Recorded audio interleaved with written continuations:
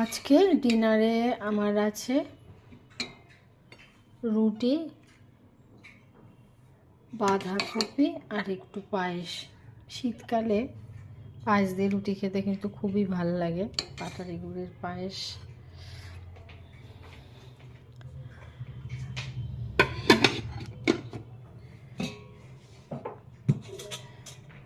আর এখানে রয়েছে একটু চিলি চিকেন, ঠিক নয় মানে সস টস দিয়েই করেছি, টাইপ অফ চিলি চিকেন। তো আর এই চিকেনটা নিয়ে নিচ্ছি, গ্রেভি আর চিকেন।